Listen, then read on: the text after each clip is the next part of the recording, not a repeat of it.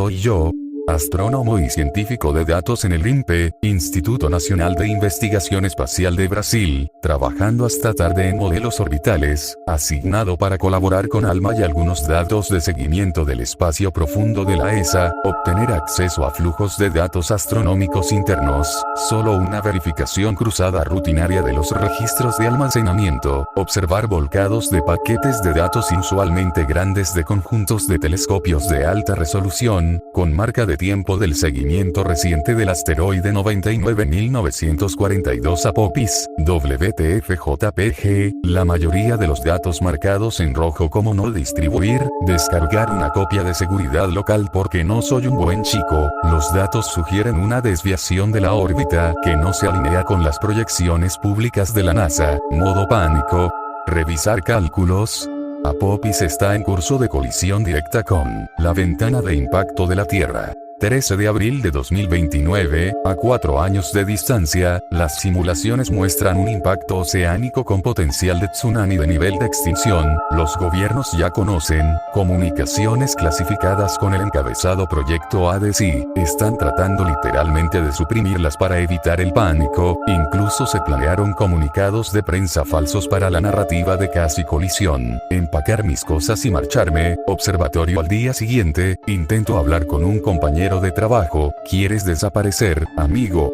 Él está involucrado, me convierto en Snowden, intento publicar sobre ello en Twitter, Reddit, X, las publicaciones desaparecen en minutos, me denuncian. Ahora publico desde un portátil desechable, cuando nadie me cree, cuando el cielo parece estar un poco más cerca cada noche, cuando a la Tierra le quedan 4 años y a nadie le importa. Hola /X/. Tengo algo que podría interesarte. Se trata de lo que mi equipo y yo encontramos bajo la gran esfinge en la ciudad egipcia de Giza. Sé que la primera pregunta que te harás es por qué nos pondríamos a buscar debajo de un lugar así y con qué propósito. Seré breve. ¿Has oído hablar del autor estadounidense John Anthony West? ¿Sabías que a principios de los 90, él y un equipo de arqueólogos realizaron una serie de pruebas sismológicas y geológicas alrededor de la gran esfinge? Los resultados de sus pruebas llamaron la atención de todos, especialmente la nuestra. Sus pruebas revelaron la existencia de túneles inexplorados en la roca madre bajo el monumento. Posteriormente, las autoridades egipcias expulsaron a su equipo del sitio. Nosotros nos involucramos por esas fechas. ¿Quiénes somos no tiene importancia, al menos no para ti? Lo único que mencionaré es lo obvio. Somos un grupo con algún tipo de conexión con el gobierno de los Estados Unidos y se nos asignó esta tarea debido a cierto grado de conocimiento y experiencia que poseemos. Greentext comenzará desde aquí para que los eventos ocurridos sean un poco más fáciles de seguir. Recibimos nuestra misión y llegamos a Giza durante el verano de 1995. El gobierno local nos encargó la excavación y el transporte. El gobierno estadounidense nos ordenó recuperar todo lo que pudiéramos de los túneles bajo la esfinge. Los funcionarios locales fingieron ignorancia sobre la posibilidad de que hubiera túneles u objetos valiosos bajo la esfinge. Tengo un asistente conmigo asignado a la tarea. Llamémoslo Josh. Josh se queja de la falta de información. Está muy preocupado por haber sido enviados a ciegas y por los peligros que podríamos encontrar. Le digo que se calme. Le digo que la misión irá bien y que probablemente haya algunas gemas o tesoros allí abajo. Llegamos al monolito. Podemos ver las pirámides de Giza justo detrás, parcialmente cubiertas por una espesa capa de niebla y polvo. Saco un cigarrillo antes de entrar y le pregunto a Josh si ya se está cagando de miedo. Me dice que tiene un mal presentimiento sobre la misión, pero lo descarto una vez más. Piensa que la misión no puede ser tan sencilla como parece, de lo contrario, ¿para qué contratarnos? Solo me encojo de hombros. El dinero es dinero. No me importa lo que tengamos que hacer, me da igual. El sismólogo jefe corre hacia nosotros y nos dice que por fin podemos irnos. Han conseguido abrirse paso. Josh le pregunta si han podido echar un vistazo abajo. Nos dice que ha visto un pequeño vistazo y que la cámara parecía vacía. ¿Vacía? Le pregunto qué quiere decir. Me dice que no han visto nada ahí abajo, ni urnas, ni oro, ni objetos de valor. Solo 4 paredes. ¿Qué demonios? Al menos el trabajo será fácil. Le pregunto si cree que alguien se nos adelantó y se llevó todo antes de que pudiéramos llegar. Me dice que es improbable, pero que han pasado cosas más raras. Simplemente asentí y dije que era mejor terminar con esto de una vez. Nos pusimos trajes de protección completos por si acaso y nos dirigimos a la base de la Esfinge. También nos equiparon con una linterna industrial cada uno. Me acerqué al enorme agujero cerca de la pata derecha de la estatua. Me senté y comencé a bajar usando una escalera de cuerda. Josh estaba justo detrás de mí. De repente, me golpeó una pared de oscuridad. Mis pies tocaron el suelo y encendí mi linterna lo más rápido posible. Era exactamente como él dijo. Jodidamente vacío. Estaba parado en medio de este vasto espacio cavernoso sin nada de valor a la vista. El lugar era bastante grande, y el vacío del espacio subterráneo amplificaba cada movimiento y los hacía parecer increíblemente extraños y espeluznantes. Había un flujo constante de arena goteando de una pequeña grieta en el techo. Decidí que era mejor no demorarnos y terminar nuestro trabajo lo más rápido posible. Le dije a Josh que se moviera y se pusiera en marcha. Mientras explorábamos más adentro, notamos mucha iconografía en las paredes que estaba muy desgastada por el paso del tiempo. Lo típico egipcio. Representaciones de Ra, el ojo de Horus, incluso retratos de Osiris y Tot estaban por todas las paredes. Parecía que estaban contando una historia. Anubis estampado en la pared juzgando las almas de los muertos con exhibiciones de todo tipo de monstruos a lo ancho también. Josh empieza a hablar para llamar mi atención. Me dice que vaya a mirar. Josh está allí de pie con su linterna apuntando hacia una pared al fondo de la cámara. En la pared había otro icono, un dios que nunca antes había visto en mi vida. Debajo, estaba la tapa de un sarcófago. Estaba de pie contra la pared y parecía estar incrustada en la propia arenisca. Quizás este lugar era una tumba. Decidí acercarme a ver el hallazgo. No estaba particularmente preocupado por nada. Probablemente estaba vacío de todos modos y solo estaba comprobando para asegurarme. Empecé a notar más detalles al acercarme. El diseño del ataúd no se parecía en absoluto a los típicos ataúdes egipcios que se ven en los libros de historia. El diseño del ataúd tenía rostro humano, pero patas con forma de felino dobladas sobre su cuerpo. El diseño me irritaba mucho por alguna razón, y no podía entender por qué. Parecía algo similar a la iconografía que estaba debajo, pero no podía asegurar si eran lo mismo. Si era una coincidencia, sin duda era una extraña. Coloqué mi mano enguantada sobre la tapa, y me incliné para inspeccionar los detalles. La pared se había amoldado al ataúd. Estaba ajustada a él como un molde. Josh vuelve a hablar. Me pregunta qué estoy haciendo. Le respondí sarcásticamente, y me dijo que tuviera cuidado y que estaba preocupado. Empecé a decirle que se fuera a casa si iba a ser tan cobarde. Justo cuando terminé la frase, sentí una oleada de dolor que me atravesó la cabeza. Casi me muerdo la lengua del dolor. Sentí como si alguien me hubiera clavado una daga en el cerebro y la hubiera seguido presionando. El dolor se intensificaba hasta volverse insoportable. Di un paso atrás, completamente consumido por el dolor que recorría mi cuerpo. Empecé a arañar mi traje de protección química en vano, esperando que al quitármelo aliviara algo del dolor. No podía escapar de él por mucho que lo intentara. Ojalá hubiera muerto. Así de insoportable era el dolor. Perdí el equilibrio por completo y caí al suelo con fuerza. Pude oír las vibraciones a cámara lenta en el suelo mientras supongo que Josh corría hacia mí. Lo único que pude hacer fue retorcerme en el suelo y esperar a que desapareciera. Lo último que vi fue el contorno de Josh mientras mi visión se volvía negra. Intentó comunicarse conmigo, pero no pude responder por mucho que lo intentara. Cogió mi radio y estaba intentando contactar con alguien frenéticamente. Desperté. Más o menos. Desperté en completa oscuridad. Me sentía consciente y despierto, pero solo veía oscuridad absoluta. El tiempo pareció alterarse para mí una vez que desperté. No podía saber cuánto tiempo había pasado ni qué estaba sucediendo. Solo tenía una oscuridad infinita. Era desolada y sin vida, sin ningún sonido. Era enloquecedor. Los segundos parecían durar una eternidad, mientras mi visión se desenfocaba y volvía a enfocar hasta que finalmente vi mi salvación. Pude ver una luz a lo lejos. No era solo una luz, había multitud de ellas. Parecían tan brillantes como estrellas en el cielo nocturno, solo que estaban increíblemente cerca de mí. No me di cuenta hasta ese momento, cuando noté su brillo reflejándose en ella. De repente, estaba de pie en el agua. Una enorme extensión de agua hasta las rodillas que parecía haber surgido de la nada. Volví a mirarme para confirmar que realmente estaba allí y que era real. Necesitaba saber si estaba alucinando o no. Además, estaba completamente desnudo sin motivo alguno. Olas de agua tibia golpeaban mis muslos y todo mi cuerpo sin cesar. Mi momento de respiro duró solo un instante antes de que me viera de nuevo en acción. Era una voz. Una voz, aquí conmigo, en lo que fuera este lugar. No era Josh. Era un desconocido.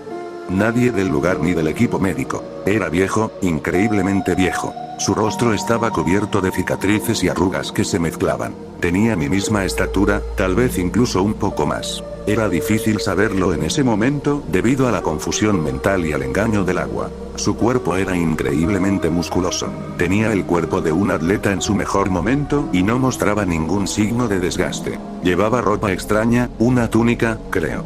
De un blanco puro. Sin embargo, lo más llamativo de su apariencia era la piel de lobo que colgaba de su cuello como una bufanda. El cráneo del animal descansaba sobre su hombro como si fuera Hércules y acabara de matar a la bestia él mismo. Finalmente logré balbucear algunas palabras y preguntarle quién diablos era y qué hacía en un sitio de excavación acordonado. No había absolutamente ninguna manera de que pudiera haber podido llegar hasta aquí con todos esos trabajadores. A menos que hubiera estado aquí antes de que llegáramos. El anciano solo suspiró y me miró fijamente a los ojos. Cada movimiento que hacía me ponía nervioso. Me dijo que había invadido su templo, lo había saqueado y me había burlado de él por no saber su nombre. Me quedé allí parado sin palabras. Era como si mi madre y mi padre me estuvieran regañando. Por alguna razón, sentí que debía disculparme aunque no tenía idea de qué había hecho mal. Sin embargo, me interrumpió antes de que pudiera hablar. Me dijo su nombre, pero realmente no sabía cómo pronunciarlo. Creo que dijo algo como Bebawet, pero nunca había oído eso antes. Me dijo que su hermano era el famoso. Le pregunté dónde estaba, pero él solo me preguntó dónde creía yo estar. Solo tenía una vaga idea que esperaba que fuera errónea. Le pregunté si estaba muerto. Me dijo que no. Me dijo que la vida después de la muerte era solo para los merecedores. Sacó las manos de detrás de su espalda e hizo un movimiento giratorio con el dedo que me obligó a girarme contra mi voluntad. Me dijo que mirara con atención y estudiara lo que iba a mostrarme. Me dijo que era mi culpa. Solo pude mirar con horror mientras veía algo imponente en la distancia. Una figura de tamaño titánico. Me estaba mostrando una criatura de estatura imposible, probablemente del tamaño de una ciudad. Era tan grande que mi cerebro no podía comprenderla correctamente. Su tamaño descomunal me hacía doler la cabeza. Había cadenas de bronce que cortaban la piel de la criatura y también varillas de metal. Sus patas estaban clavadas a una plataforma y le impedían moverse. Su pelaje era como un bosque a lo largo de su cuerpo. No puedo ni empezar a describir su rostro. Solo con mirarlo, mi cerebro entró en pánico y se puso en modo de huida. Su existencia era como un agujero negro para mi mente. El hombre volvió a hablar, preguntándome qué pensaba de la criatura. De nuevo, me interrumpió antes de que pudiera responder, describiéndola como hermosa. Me dijo que la criatura había sido la misma desde que la encontró por primera vez. Él seguía marchitándose y envejeciendo, pero la criatura nunca envejecía. Intenté taparme los ojos, pero mis manos temblaban demasiado como para poder moverlas. Fue entonces, al mirar mis manos temblorosas, cuando me di cuenta de que el agua en la que estaba parada no era agua. Había cambiado de color. El agua era de un rojo turbio. Pregunté si era la sangre de la criatura. Pregunté cómo podía seguir viva si había perdido tanta sangre, pero lo único que hizo fue hacerme callar. Me dijo que hacía demasiadas preguntas.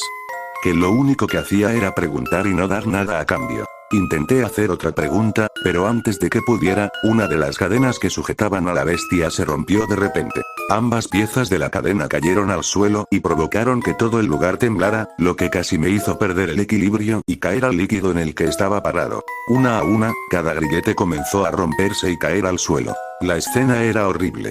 Va a devorarlos a todos. Fue la única palabra que dijo el hombre. Lo dijo con tanta indiferencia, como si no fuera gran cosa. Le pregunté qué iba a pasar, si él podía matarlo, si nosotros podíamos matarlo. Me dijo que ya lo había hecho. Una y otra vez. Un sinnúmero de veces. Me dijo que la criatura siempre regresa cada vez, más fuerte que nunca, y que se vuelve cada vez más débil. Para eso era este lugar. Era una tumba que atrapaba a la criatura para que, cuando finalmente perdiera contra la criatura, aún no pudiera escapar. Nos dijo que lo arruinamos cuando perforamos nuestros agujeros y pusimos un pie en este lugar. Me mostró más imágenes. Imágenes del sarcófago que habíamos encontrado, siendo cargado en un camión para ser transportado de regreso a los Estados Unidos para su estudio. Aún no lo habían abierto. Le pregunté al hombre qué tenía que hacer. Hubo algo parecido a un destello blanco y, antes de darme cuenta, estaba despierto de nuevo. Esta vez de verdad. Estaba tumbado en mi tienda, completamente extendido, con Josh caminando nervioso a mi lado. Se sintió aliviado al verme consciente de nuevo. Entré en frenesí, expliqué que el sarcófago tenía que volver a su sitio inmediatamente y que lo explicaría después de hacer un informe completo a la base. Se quedó completamente sorprendido por esta reacción repentina, pero él y el resto de los trabajadores en el lugar obedecieron sin ninguna resistencia. Hice un informe completo y detallado en el primer segundo que pude. Esperaba que se rieran de mí y que me castigaran como correspondía, pero no pasó nada de eso. Me dieron un conjunto estricto de órdenes que seguía al pie de la letra y, en 12 horas, nos enviaron un equipo. Otro equipo se presentó, uno que nunca había visto ni del que había oído hablar antes, y todos los trabajadores, Josh y yo fuimos escoltados fuera del lugar. Nos enviaron de vuelta a casa y nos desplegaron a otra misión, y nunca más supe nada del sarcófago. No podía simplemente preguntar sobre algo tan confidencial. A Josh lo trasladaron poco después. Era relativamente nuevo, así que no me sorprendió demasiado. Nunca más supe de él. No pude evitar preguntarme dónde terminó. No pude evitar preguntarme qué hicieron con ese sarcófago o si alguna vez me creyeron y lo abrieron de todos modos. Supongo que el mundo aún no se ha acabado, así que al menos eso. Tal vez encontraron otra manera de contenerlo o tal vez encontraron otros secretos. Lamento no tener más información que esa /X/. Me cuesta recordar esta historia y todo me pareció demasiado real. Supongo que es posible que me lo haya imaginado todo, pero eso no explicaría por qué nuestros superiores actuaron con tanta prisa. No sé, no creo que encuentre respuestas. Permanecí en mi puesto unos años más, pero me cansé rápidamente y opté por un rol menos exigente antes de jubilarme definitivamente. Tengo muchas otras experiencias que contarte, pero la mayoría consisten en explorar catacumbas en busca de artefactos y eliminar ciertos objetivos, detalles que quizás deba censurar por si acaso. Haré todo lo posible por responder a cualquier pregunta. Permítanme comenzar diciendo que, habiendo vivido toda mi vida en Nuevo México, mucha gente que conozco afirma haber visto un skinwalker. Son como nuestros hombres carroñeros regionales. Pero pregúntenle a un navajo sobre ellos y o bien ignorarán por completo la pregunta y todo lo que sigue, o se reirán diciendo algo como bueno, los blancos creen que son mitos. Bueno, aquí está mi historia sobre ellos. Mi padre tiene un pequeño servicio de entrega que opera desde Farmington, Nuevo México. Principalmente entregamos paquetes pequeños en medio de la nada que son demasiado complicados para que las grandes empresas de entrega se molesten en hacerlo. Mi papá es el único empleado y tenemos algunas camionetas y un remolque. Un día recibimos una entrega a Window Rock, Arizona, en la reserva Navajo a unas 2 horas de Farmington. Mi papá recibe la llamada para el trabajo mientras está relajándose con su amigo navajo, Travis, y su novia. Travis menciona que tiene familia en Window Rock a la que no ha visto en años y sugiere que vayan con él. Tenía unos 6 o 7 años en ese entonces y era verano, así que papá decidió que iríamos juntos. Él podría hacer su entrega rápidamente, y mientras Travis veía a su familia, podríamos ir a ver Window Rock, una gran pared de roca con un gran agujero que lleva al otro lado, bastante genial. Tuvimos que ir en caravana en camiones separados ya que el de mi papá estaba cargado de mercancía. Decidimos llevar algunos radiotransmisores para poder comunicarnos. Pasamos nuestro tiempo en Window Rock, todo transcurrió sin incidentes y comenzamos a regresar a casa por la vieja carretera con mi papá y yo delante, y Travis y su novia en su camión detrás de nosotros. Honestamente, no recuerdo la mayor parte del viaje a Window Rock, pero esta siguiente parte nunca la olvidaré. Estábamos en algún lugar de la carretera entre Window Rock y Gallup, Nuevo México. Había llovido más temprano ese día y la carretera estaba algo resbaladiza, así que íbamos bastante despacio. Foto relacionada: a la izquierda de la carretera no hay más que acantilados de arenisca y a la derecha hay un enorme campo separado de la carretera por una pequeña cerca de alambre de púas. Coronamos la cima de esta colina y abajo, en la parte inferior de la colina, vemos lo que parece ser un perro muy grande, sentado sobre sus patas traseras en medio de la carretera, mirando hacia los acantilados. Mi papá llama por la radio: oye Trav, ¿ves ese perro enorme? Travis empieza a gritar por la radio: eso no es un perro. Acelera ahora mismo y golpéalo.